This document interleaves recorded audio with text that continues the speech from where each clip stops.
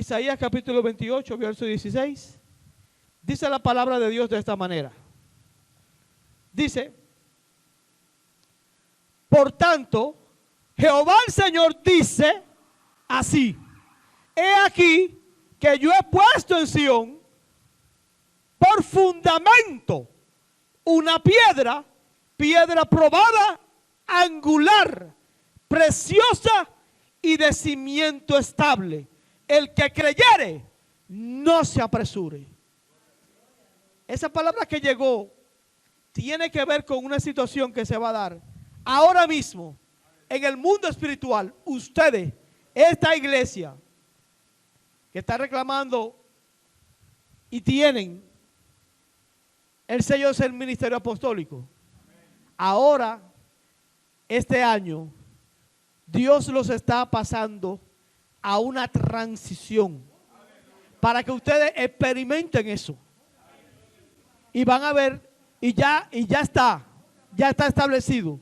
Lo que pasa es que hay un trabajo que Dios está haciendo de transición, porque en la mente de muchos de ustedes, porque realmente para Dios poder establecer una visión, Dios tiene que revelarse a mucha gente que va a participar en ella. Entonces, aquí Dios le ha dado visión al pastor, y hay algo que dice esa palabra que está ahí, y es lo mismo que yo veía cuando estaba ahí adorando, y es que esa piedra que fue puesta en Sión como fundamento tiene algunas características, en las cuales ustedes transicionalmente van a ir pasando por ellas. ¿Qué tiene? Es una piedra probada. Ustedes aquí, principalmente el liderazgo de aquí, ha tenido que ser muy probado. Y una de las cosas que ha sido ser probada ha sido por los cuestionamientos a la autoridad, por los cuestionamientos de si fue verdad, si Dios lo puso o no, si fue, oye, fue pasando un periodo de tiempo en el que ahora ya la autoridad está establecida. Ustedes reconocen el pastorado, pero al principio no fue difícil, fue difícil. Fue difícil no porque alguien hiciera una oposición activa, sino porque en la mente y los corazones de ustedes habían gente que tenían esa piquiña, esa duda dentro. Pero Dios ha ido estableciendo. Y además de eso, como piedra, una característica de fundamento de esa piedra es no solamente que es probada y que ya Dios ha validado el ministerio que puso aquí, en ellos, en los pastores de aquí, sino que también ahora lo establece como una piedra angular. Una piedra angular es una piedra tan fuerte, tan perfecta, tan linealmente establecida, alineada por Dios, que todo el cimiento del edificio depende de ella. Y se funde en ella y puede fiar su estructura en esa piedra. Entonces eso tiene que ver con el ministerio. Eso tiene que ver con lo que está pasando aquí ahora.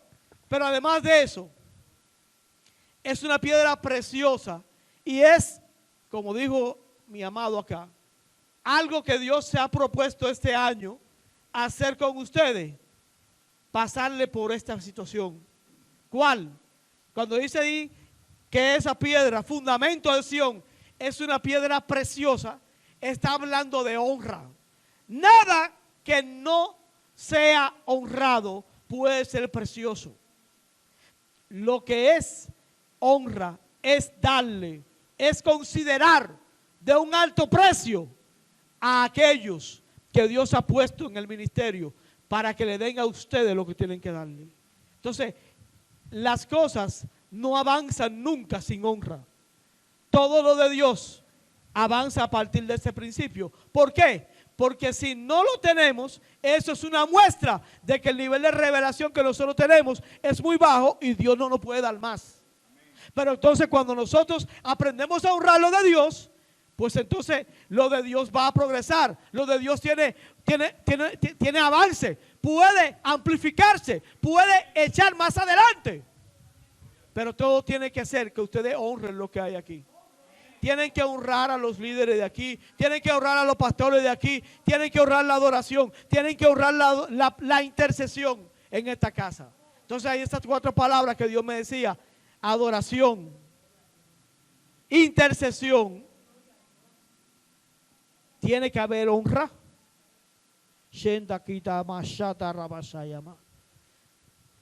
Y tiene que haber un compromiso que te involucre a permanecer, a no desmayar y a construir esa gran visión que Dios está mostrando. Porque muchas veces la visión está y Dios la ha establecido, pero nosotros, por la falta de revelación que tenemos de Dios, de su palabra, y la falta de honra, no logramos percibir, no logramos agarrar aquello que Dios nos está mostrando. ¿Entiende? Entonces, como no lo podemos entender, no lo podemos concebir, no lo podemos honrar, porque no lo conocemos. Honramos aquello que conocemos, y aquello que conocemos lo hacemos a través de una revelación de la palabra. Entonces, aquí muchos de ustedes tienen Dios que revelárselo. Solamente así. Pero ¿qué pasa? No puede Dios hacer nada ni hace nada sin honra. No lo hace. Entonces, ¿qué pasa? Esa honra va muy vinculada a un tema, y él dijo, a la paternidad. Va muy vinculada a eso. Pero además de eso, y este último punto lo trato ahora, dice que es una piedra preciosa, pero que también es una piedra de cimiento estable. Cuando un cimiento es estable, cuando ese fundamento que ha sido puesto, todo el mundo aún está de acuerdo. No hay ningún punto por donde se pueda derivar, se pueda cambiar la situación. Le voy a decir una cosa.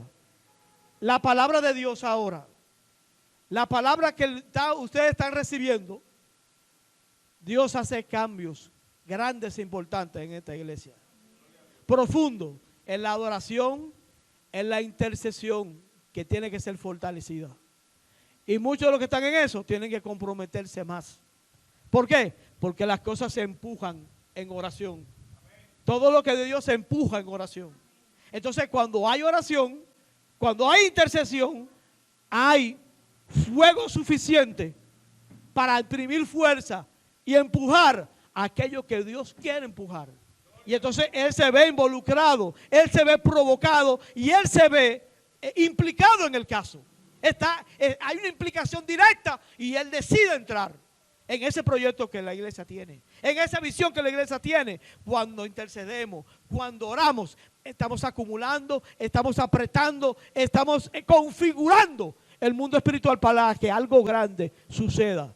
Y otra cosa me dice Dios para ustedes: prepárense, que ustedes no van a durar mucho tiempo aquí. Ustedes no van a durar mucho tiempo aquí. Pero ¿qué pasa? Para que eso suceda, ustedes tienen que ser y establecer Dios un cimiento estable.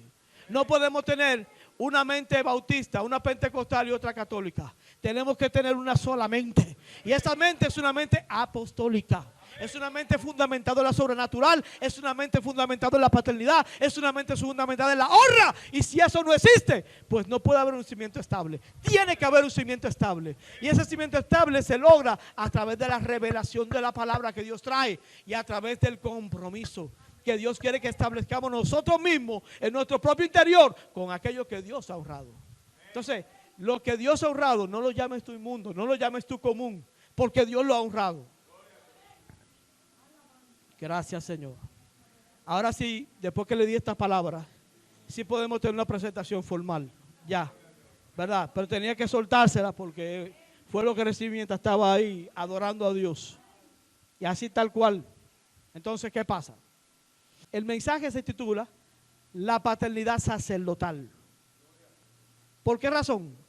Porque la paternidad y el sacerdocio son los dos modelos que Dios estableció para poder establecer su relación con el hombre y cómo el hombre debía relacionarse mutuamente entre ellos y ellos con Dios. Entonces, eso ha sido atacado, ha sido vilipendiado todo el tiempo, atacado por el diablo desde que surgió la visión, desde que Jesús misma la dio.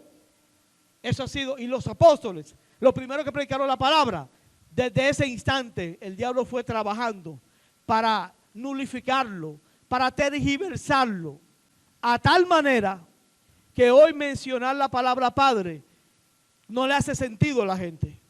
¿Por qué razón?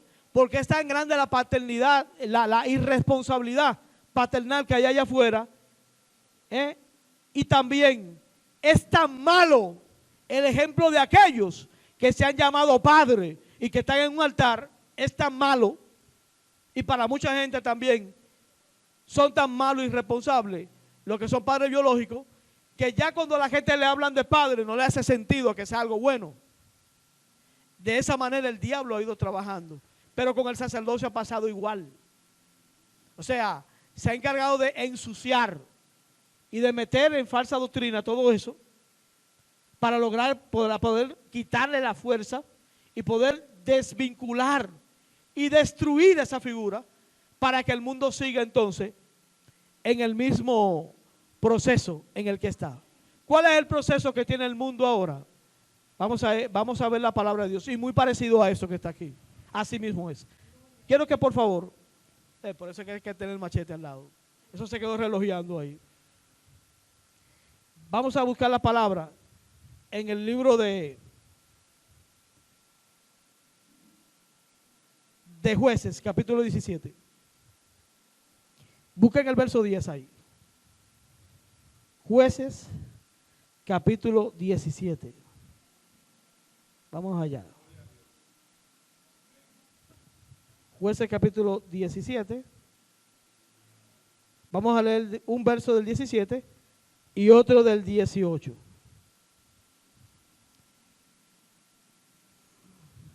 Vamos a leer, perdón,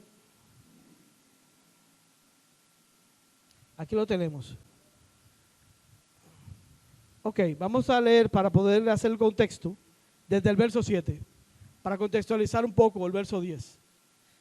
Dice aquí, verso 7 del capítulo 17 de Jueces: y había un joven de Belén, de Judá, de la tribu de Judá, el cual era levita y forastero allí. Este hombre partió de la ciudad de Belén de Judá para ir a vivir donde pudiera encontrar lugar, y llegando en su camino al monte de Efraín, vino a casa de Micaía. Y Micaía le dijo: ¿de dónde vienes? Y el levita le respondió: soy de Belén de Judá y voy a vivir donde pueda encontrar lugar. Entonces Micaía le dijo: quédate en mi casa y serás para mí padre y sacerdote, y yo te daré 10 ciclos de plata por año, vestido y comida. Y el levita se aquedó. Agradó pues al levita morar con aquel hombre, y fue para él como uno de sus hijos. Pero sin embargo, dice el verso 6, ¿cuál es el contexto en el que se desarrolla esta historia? Dice: en aquellos días no había rey en Israel. Cada uno hacía lo que bien le parecía. O sea, lo que le daba la gana ellos hacían. Lo que sea. Entonces, ¿qué era lo que pretendía ese hombre?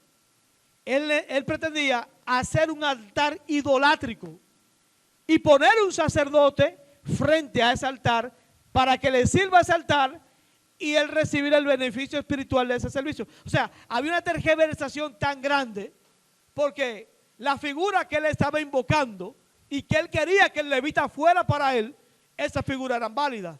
Es porque le decía al levita: y para mí tú vas a ser padre y sacerdote. Para mí. Sin embargo, él lo quería constituir como padre y sacerdote de un altar idolátrico que él hizo.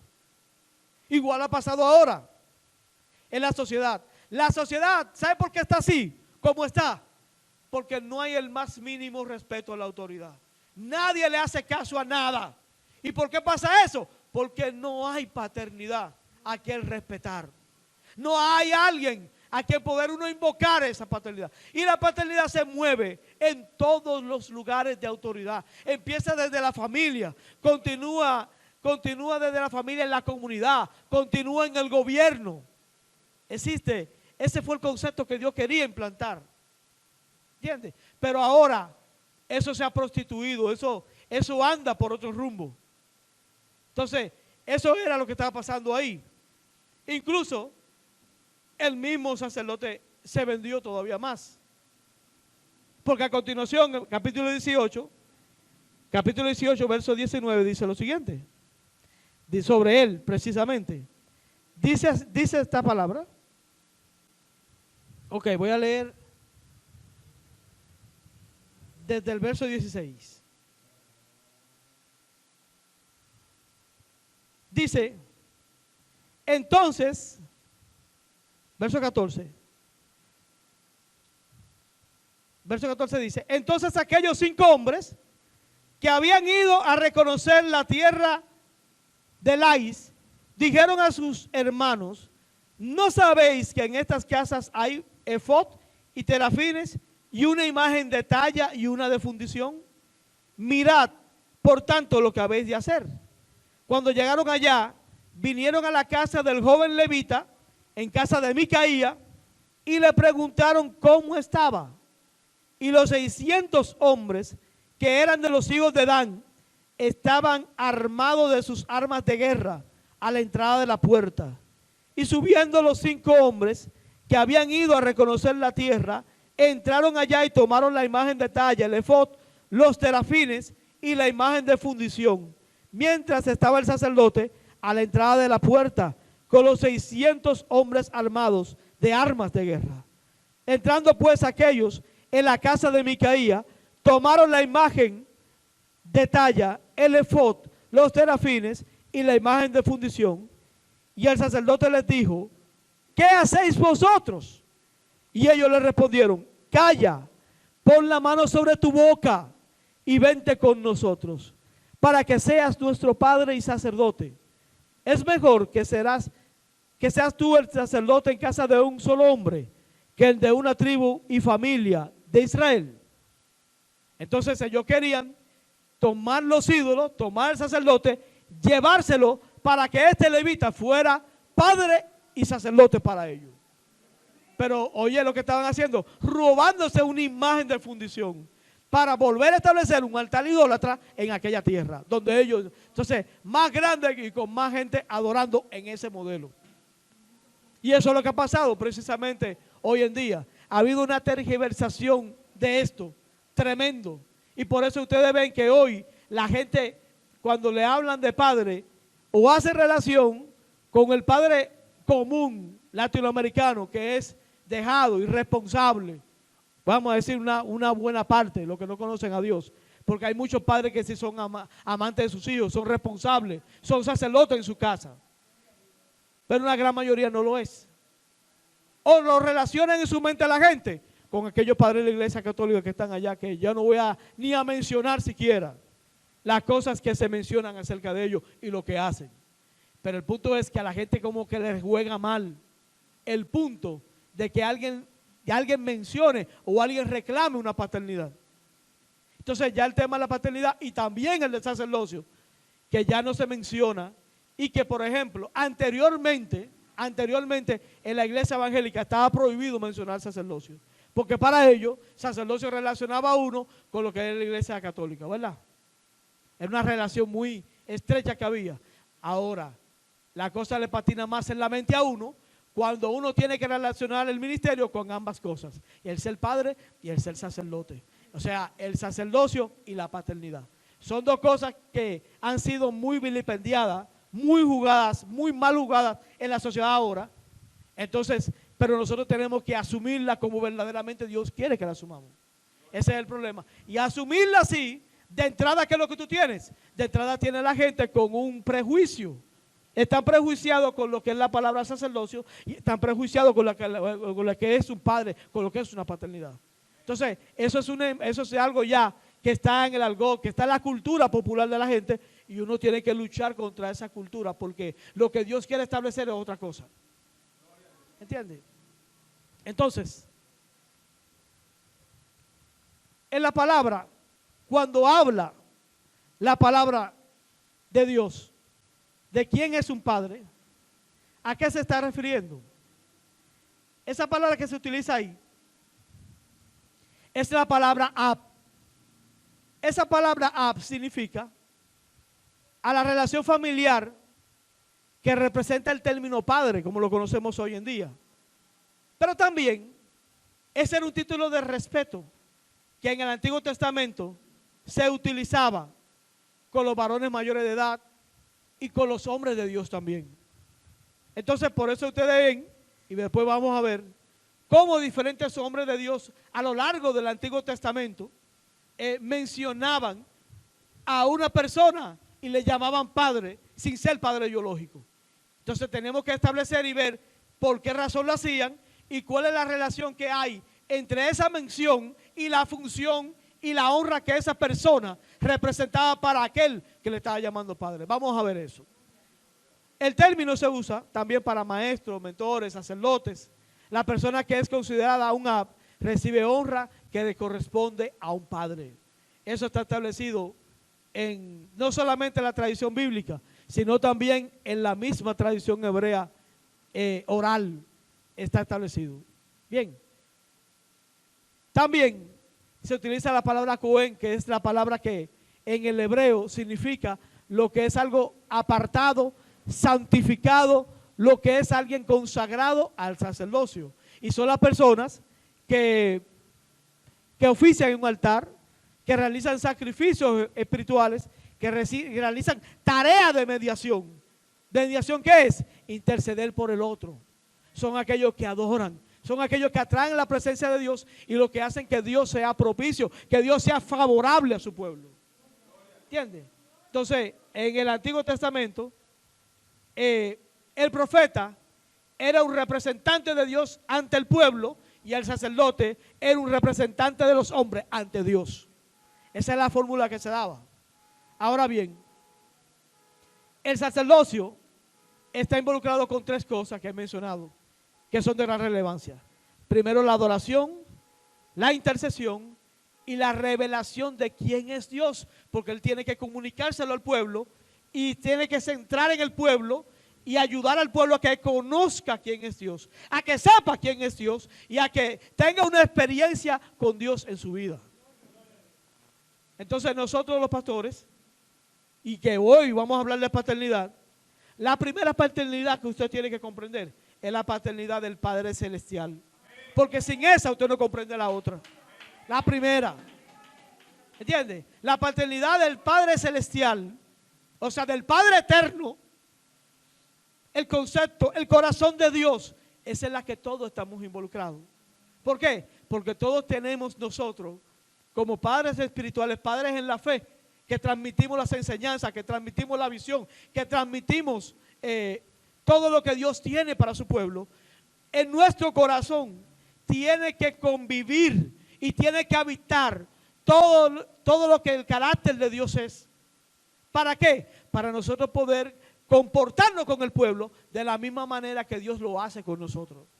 Entonces, de la misma forma que Dios es con nosotros y los mismos modelos que Dios tiene en su trato con nosotros, Él como Padre Celestial, es lo mismo que tenemos que hacer en la familia, con la familia, y es lo mismo que tiene que hacer el pastor con la iglesia, la cual Dios amó y se entregó a sí mismo por ella. Entonces, esa parte es una parte que ha sido muy atacada por eso mismo, porque el diablo sabe que el día que en los corazones de ustedes exista una honra paternal hacia Dios el Padre Celestial y hacia los líderes que Dios le ha dado, hasta ese día el diablo dejó de inventar con ustedes. Hasta ese día esta iglesia dejó de ser pequeña. Hasta ese día ustedes estarán en este lugar. Entonces Dios quiere hacerlo. Y Dios solamente lo podrá hacer cuando existe un pueblo que tenga esa revelación y que pueda caminar en ella. ¿Por qué? Porque lo que usted no puede honrar, usted no puede obedecer. Y todo aquí se basa en la obediencia. Y si usted no es obediente, para ningún lado vamos nosotros. Todo lo de Dios está establecido sobre la obediencia. Todo lo que crece en Dios no puede prescindir de la obediencia. Y para que pueda haber una obediencia, usted tiene que destacar, usted tiene que identificar a quién es que usted está honrando. ¿Y qué es lo que está usted honrando? Usted tiene que honrar lo que Dios honra. No solamente a Dios, que merece toda la honra, sino todo aquello que Él ha honrado. Y si Él lo ha honrado, usted también tiene que hacerlo. Pero cuando existe esa asociación de honra en la vida de nosotros, entonces nosotros vemos la bondad de Dios manifestada en el hombre que Dios llamó, en el liderazgo que Dios llamó. Yo doy mil gracias a Dios. Ustedes no se imaginan lo desorientados que nosotros estábamos antes de llegar a la vida del apóstol Miguel Bogal. Estamos desorientados, desconectados completamente de muchas realidades, siendo pentecostales de mucho tiempo igual que él. Pero él también tuvo que entrar. Él también tuvo que ser guiado. Él también tuvo que ser fortalecido. Él también tuvo que ser alimentado. Él también tuvo que ser impulsado para entonces ponernos a nosotros en el lugar donde estamos. Y ponernos a nosotros a caminar donde estamos. Y ponernos a nosotros a correr justamente con Él. ¿Entiendes? Pero eso no se puede lograr si nosotros no tenemos obediencia. Pero la obediencia no puede existir sin que nosotros tengamos un concepto de honra. ¿Honra qué? Honra una paternidad. ¿Y qué significa que hay una paternidad? Significa, primero, que sabemos cuáles son las prioridades de Dios, que nuestro Padre Celestial. ¿Cuál es la prioridad de Dios? La salvación de todas las almas, de todos los hombres que están allá afuera. Y usted que está ahí, está llamado a hacerlo. Pero entonces, además de la paternidad del Padre Celestial, que es, no puede haber honra sin paternidad. Cuando hay honra, ambos son unívocos, van el uno con el otro. La honra va con la paternidad. Entonces, ¿qué pasa? Cuando hay honra, es porque existe una paternidad. Pero la paternidad tiene dos elementos. El Padre Celestial, a quien alabamos, debemos toda la adoración, debemos toda la entrega, la alabanza, toda nuestra vida está sobre Él. Y el manto que Él puso en el hombre de Dios, que es paternal igual que su corazón. ¿Entiende? Entonces, hay algo que a mí me choca cada vez que yo lo escucho. Y es que la gente dice, no, yo obedezco a Dios, no al hombre. Mire, usted no obedece a Dios nada. ¿Sabe por qué? Porque el que no obedece al que ve, tampoco obedece al que no ve. Si usted no obedece al que usted está viendo con sus propios ojos físicos y que fue llamado por Dios, y usted lo sabe, usted va a honrar a Dios menos todavía, porque a Dios usted no lo ve. Pero al hombre de Dios que está aquí, usted sí lo puede ver, lo puede tocar, le puede manifestar el amor, le puede manifestar la honra. ¿Y qué pasa?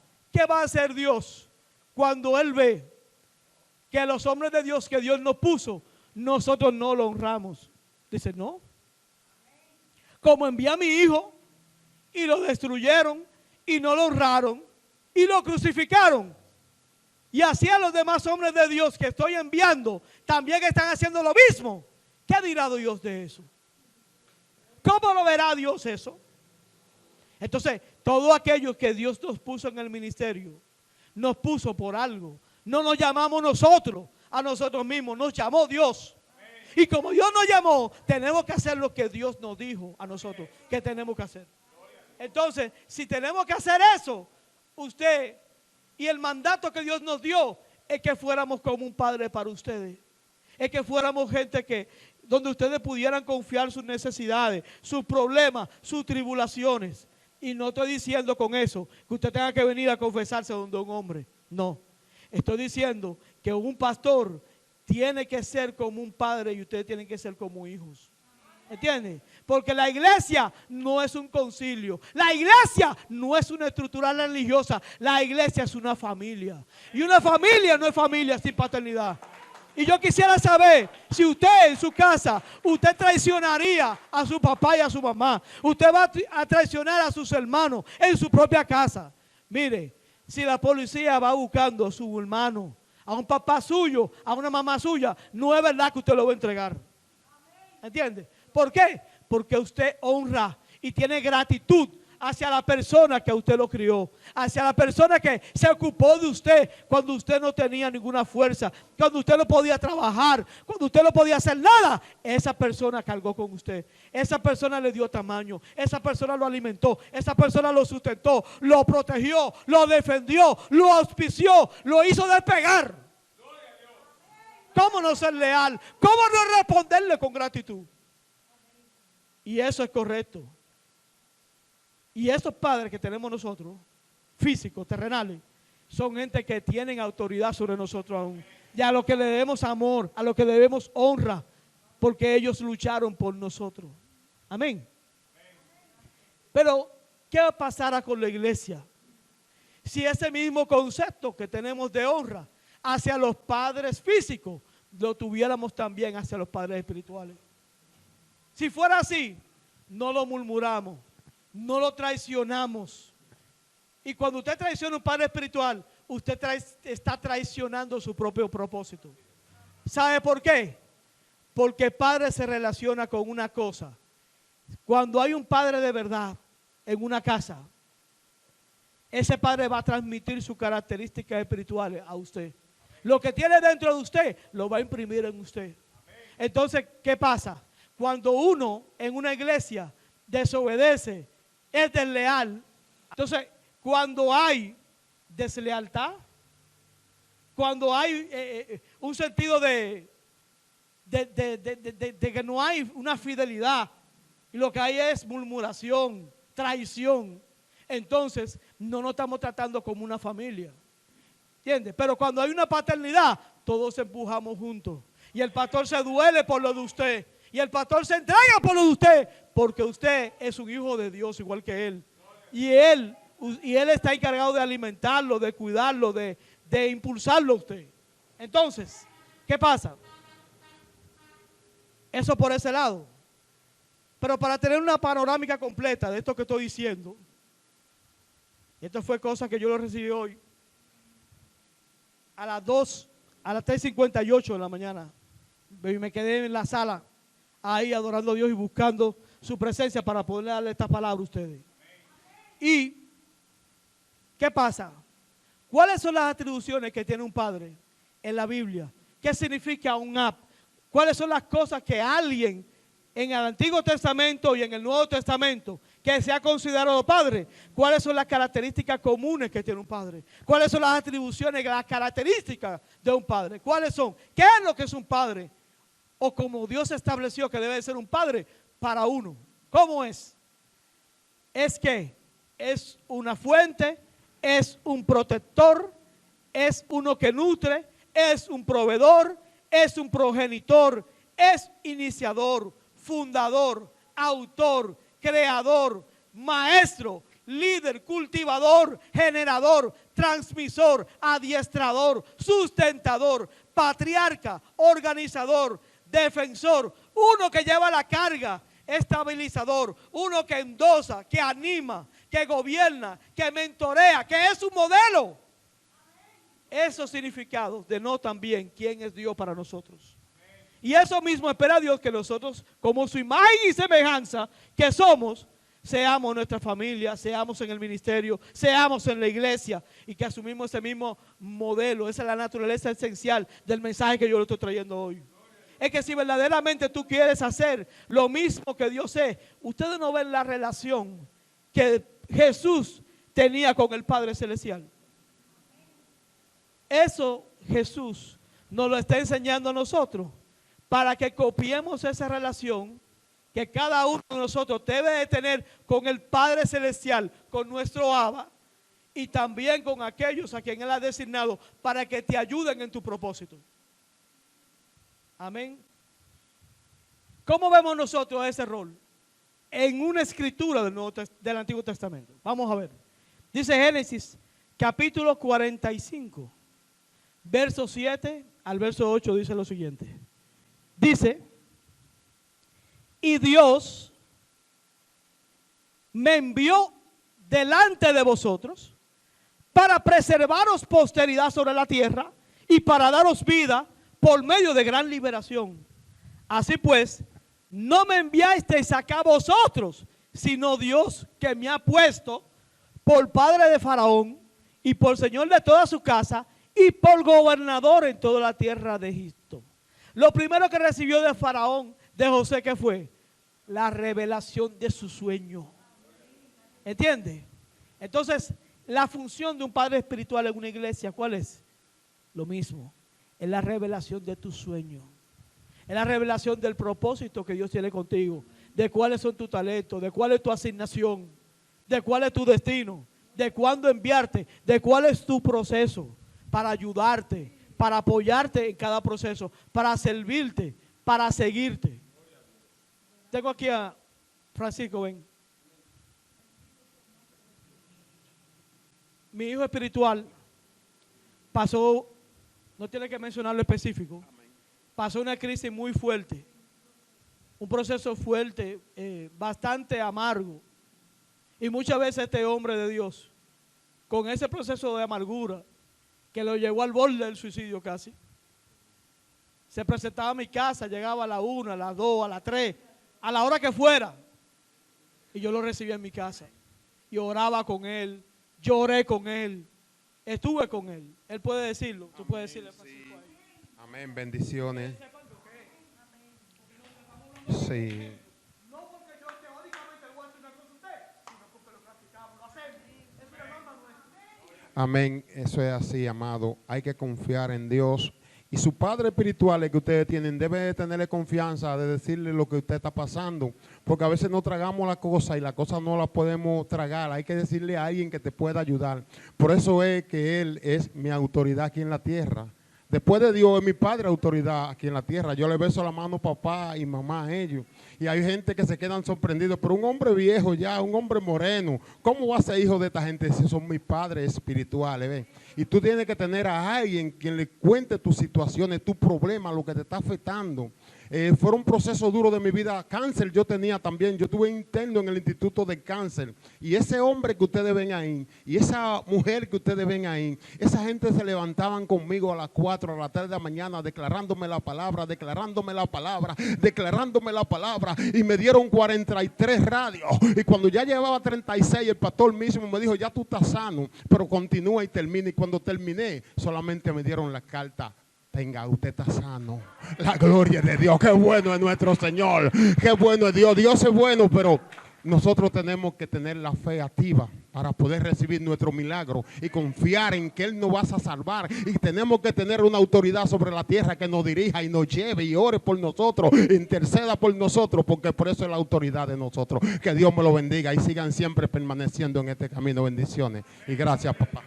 Amén. Para que no lo conocen, él también es un gran predicador de la palabra y es un hombre de Dios obediente, y por eso Dios le da a él todo lo que tiene que darle. Es la única persona que copió. Ese hombre me acompañaba a las 5 de la mañana cuando nos levantábamos a orar. En esos 6 años que duramos pastoreando en ese lugar donde estábamos, y ahora estamos aquí en la ciudad, él nos acompañó, y a 5 a 6 de la mañana, de 5 a 7, orábamos 2 horas, estaba ahí y aprendió de nosotros a orar. Y concentábamos, y cuando le tocaba predicar en algún lugar que lo invitaban, él venía donde mí y dije, papá, esta cosa, cómo va, cómo la entiendo, cómo lo voy a comunicar. Y yo oraba por él, mira cómo se ora, mira cómo se busca un mensaje, mira cómo se investiga, mira cómo se hace esto. Mira, entonces uno está como padre espiritual para modelar, servirle modelo, ayudar a otros. Ahora que tiene que ser un modelo, para usted ser un modelo, usted se tiene que sacrificar. ¿Entiende? Porque los liderazgos verdaderos y las paternidades verdaderas solamente se establecen cuando hay un ejemplo. Y usted está dando el ejemplo. Y usted te está sacrificando. Y usted está haciendo el esfuerzo.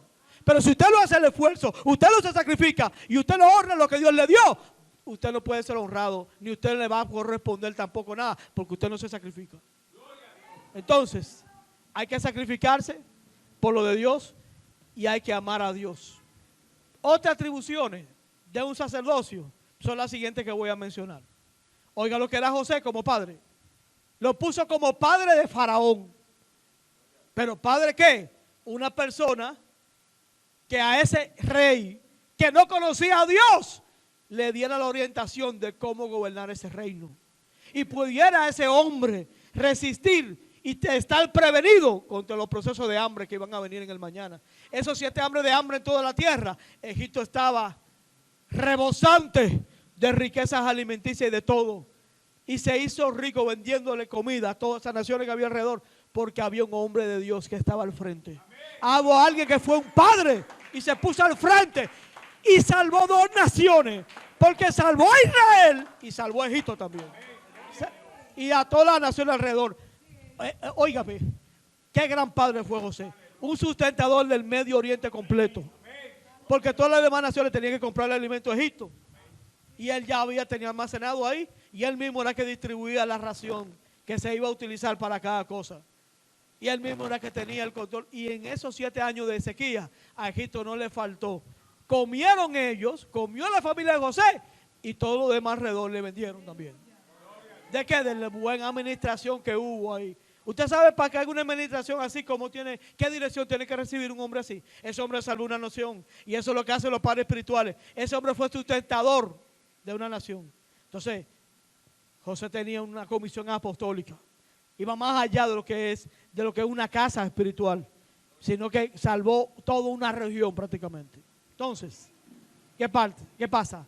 ¿Cuáles son las atribuciones de un sacerdote? Y ahora vamos a hablar del sacerdocio. Porque todos los creyentes, todos nosotros, somos ¿qué? Reyes y sacerdotes para Dios. ¿Y cuál era el objetivo de Dios con Israel? No era que ellos fueran un reino de reyes y sacerdotes. Entonces, Israel es una nación con llamado y vocación sacerdotal. Es un sacerdocio de naciones. Para que fuesen sacerdocio del mundo completo. Esa es la vocación y ese era el alto llamado que ellos rechazaron, que ellos tenían. Ser sacerdocio del mundo entero. ¿Entiendes? Pero Dios nos llamó a ti y a mí para que tú y yo fuésemos sacerdotes. Para que tú y yo pudiésemos ser. ¿Y qué es lo que es un sacerdote? Un sacerdote es un intercesor. Es el mediador que hay entre los hombres y Dios. ¿Entiendes? Por eso es que si tú buscas en el libro de Números, capítulo 19, vamos a ver eso en función. ¿Cómo funciona eso? ¿Qué se dice? Que el capítulo 19, Números, o 9, le voy a cantar ahora mismo. Aquí, vamos a ir a Números acá de una vez. Sí, se lo voy a dar ahora mismo. Sí, se lo tiro ahora mismo para allá. Eso fue después de la rebelión de Coré. Vamos a ver qué pasó. Exacto, después del 16, exacto. Vamos bien. Vamos bien. Dice.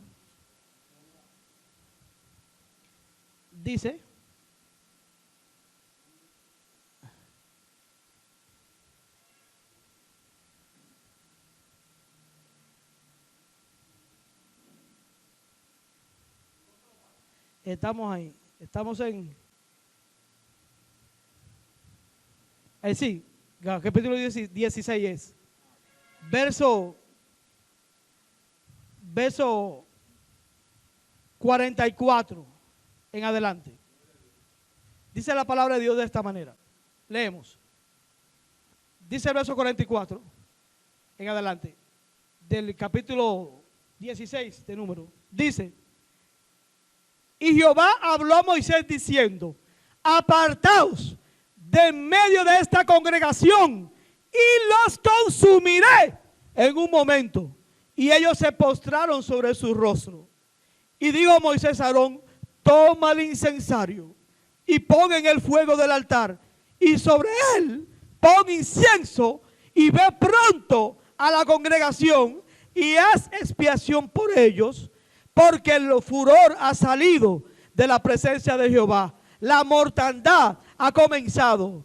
Entonces tomó Aarón el incensario, como Moisés dijo, y corrió en medio de la congregación. Y aquí que la mortandad había comenzado en el pueblo. Y él puso incienso e hizo expiación por el pueblo. Y se puso entre los muertos y los vivos, y cesó la mortandad. Entonces, los sacerdotes de Dios, los hombres de Dios, ¿para qué estamos? Para tomar el incensario en la mano, para interceder, para orar hasta que Dios responda. Y cuando Dios responde, Si hay mortandad, si hay destrucción en el pueblo, ahí mismo, donde mismo se detenga uno a orar por la iglesia, a orar por sus necesidades, a orar por ustedes, ahí mismo se va a doblegar, ahí mismo la mortandad va a tener que terminar. ¿Dónde se puso Aarón? ¿Se puso en qué? Entre los vivos y los muertos. Y cesó la mortandad. ¿Y cuál es la posición de un sacerdote? Está entre los vivos y los muertos. Por una oración tuya hoy alguien no va a morir. Por una oración tuya la muerte no tocará la puerta de mucha gente. Entonces, gracias Señor. Un sacerdote en el nuevo pacto sigue siendo aquel que presenta sacrificios espirituales. Los sacrificios espirituales representan todo aquello que a Dios le agrada, lo cual siempre va a significar ¿qué? Un esfuerzo. Y nos va a implicar en ¿qué? En una labor de adoración, de intercesión, de búsqueda personal, de intimidad con Dios. Dice el libro de Hebreos 5:1 que un sacerdote, los sacerdotes son constituidos por Dios a favor de los hombres para presentar ofrendas y sacrificios por los pecados. Amén. Y además de eso, esa es la misión del sacerdocio. Presentar ofrendas y presentar sacrificios espirituales. Eso es lo que uno hace delante de Dios. Pero ¿qué hace Dios? Que Dios no mira. Usted sabe lo poderoso. Y creo que a Stormy Martian le falta escribir un libro sobre eso. Y creo que cuando ella lo escriba, si se le ocurre hablar del tema, ¿cómo que se llaman los libros de ella? El poder de los hijos que oran. Le falta escribir el poder de los pastores que oran. Cuando uno ora y uno intercede por el pueblo, toda una generación se empuja. Toda una sociedad se redimida. Todo lo que hace Dios, lo hace a través de algo que es secreto. Porque Dios recompensa en público lo que nosotros hacemos en secreto. Y hay muchas cosas, óigame, que se han movido en mi vida. Que yo sé que se han movido en mi vida. Porque hay rodillas que se han inclinado. Y que han orado, han llorado, han intercedido por mí. Y se han puesto por mí ante Dios. Como el que se pone entre los vivos y los muertos. Y me han traído vida, me han traído edificación. Entonces, muchos de ustedes están ahí, ahora mismo. Muchos de ustedes no han perecido por el destructor. ¿Sabe por qué? Porque hubieron gente que oraron por ustedes. Hubieron personas que intercedieron, que pusieron, que dieron su vida en oración por usted. Y por eso usted está ahí sentado. Porque lo vemos muy sencillo. Lo vemos muy sencillo de que el pastor viene aquí, se pone un saco y ora. Y predica y ya. No. El trabajo fuerte no es aquí que está. Aquí lo que Dios hace es revelarle a ustedes lo que ya en el lugar secreto ha pasado. Pero allá que está el trabajo, allá que están los sudores, allá que están las lágrimas, allá que están los problemas, allá que están las cosas que le llegan a uno y que uno tiene que estar orando por situaciones y condiciones que muchos de ustedes tienen y que no la han podido superar.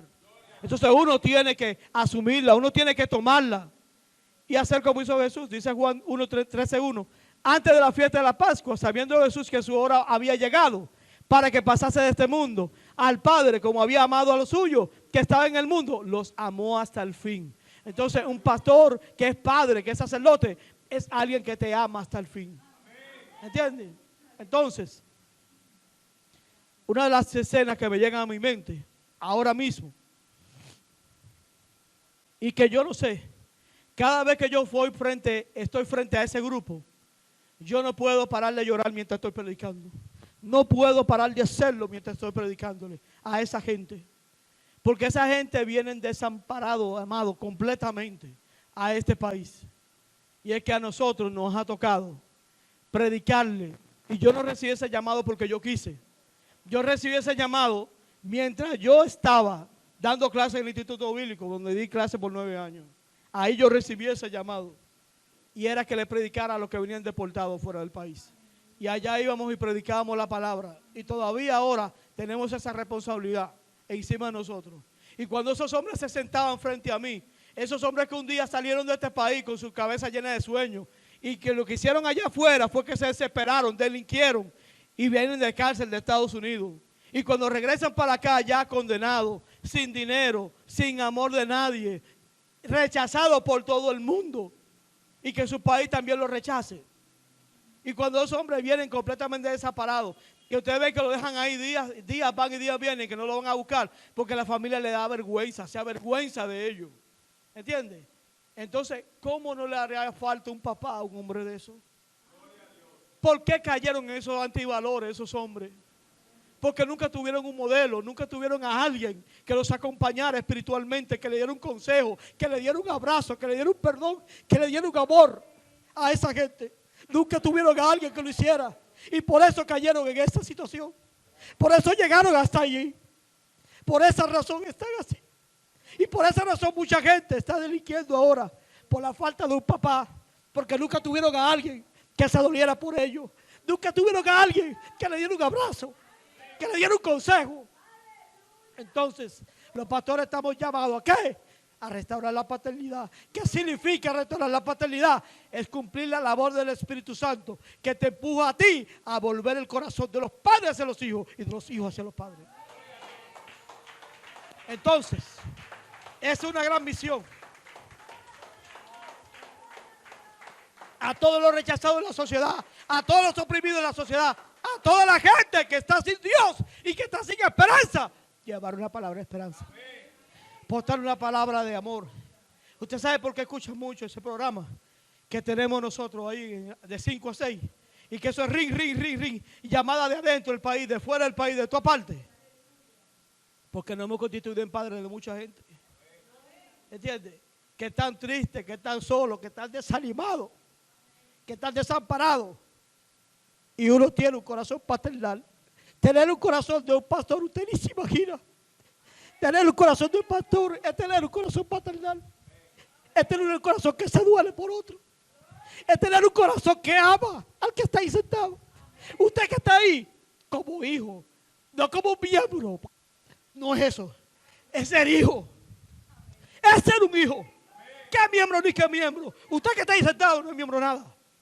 Usted tiene que ser un hijo. Para que yo pueda ser un padre. ¿Por qué razón? Porque mi responsabilidad como padre es enseñarle a amar a Dios. Es enseñarle a tener a Dios como principal en todas las cosas. El principal de todo debe ser Dios. La primera gente del día debe ser Dios.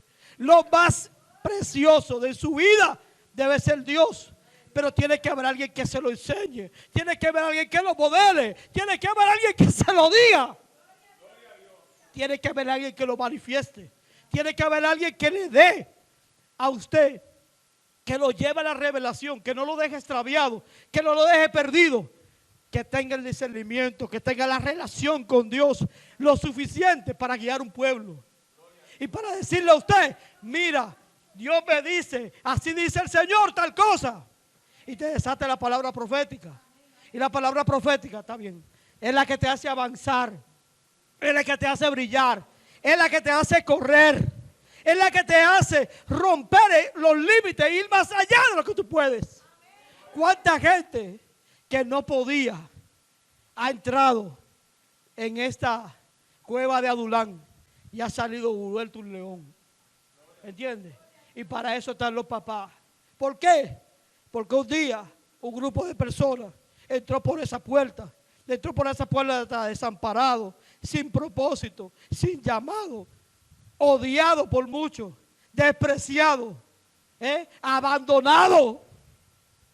Y hoy en día, la fuente de que uno tiene de poder avanzar en lo de Dios es la de tener identidad. Pero usted nunca podrá tener identidad si usted no tiene paternidad. Si usted no tiene paternidad, usted no tiene identidad. Usted no sabe quién le sirve, usted no sabe lo que está haciendo. Pero cuando hay paternidad, hay identidad. ¿Hay identidad con quién? Con un verdadero hombre de Dios que te predica la verdad, que te habla las cosas de Dios, que se duele por lo de Dios, que se duele por lo que está pasando, que conoce tu destino y que quiere llevarte a tu propósito. ¿Entiendes? Entonces, una de las cosas grandes que tiene un hombre de Dios, que tiene un padre espiritual, es que Dios le revela a ese hombre planes, propósitos, destino de las personas que están con él. Y le da la herramienta para poderle ayudar. ¿Entiendes? Entonces, nosotros los pastores también hemos pecado. Hemos pecado porque no hemos creído que la iglesia es un almacén de gente que diezmen y ofrenden sin cesar para nosotros poder vivir la vida que queremos. Muchos han pensado eso. Y por eso también la figura del pastor ha caído en mucho descrédito. Porque hay muchos que han asumido las cosas así. Y como consecuencia de lo que ellos han hecho, hemos tenido que pagar lo que no estamos. Lo que no somos de esa manera. Entonces, una paternidad espiritual no es para enseñorearse de ti.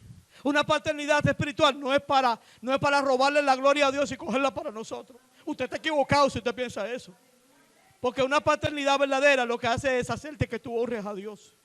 Y hacer que en vez de tú tomar los canales hacia nosotros, enseñarte a ti a pelear tu propia guerra. Darte las herramientas, pero para eso tenemos que ayudarte primero.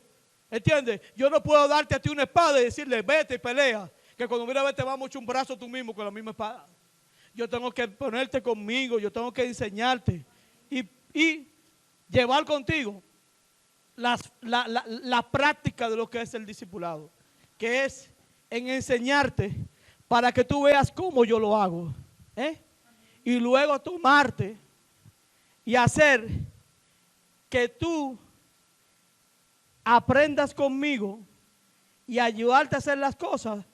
Acompáñame mientras yo lo hago y luego hazlo mientras yo te observo. Esas son las prácticas del discipulado, las prácticas reales que hacen que una persona pueda tener un cambio en su vida. Gracias, mi amado. Entonces es así. Entonces la paternidad responde a esa necesidad que hay en el corazón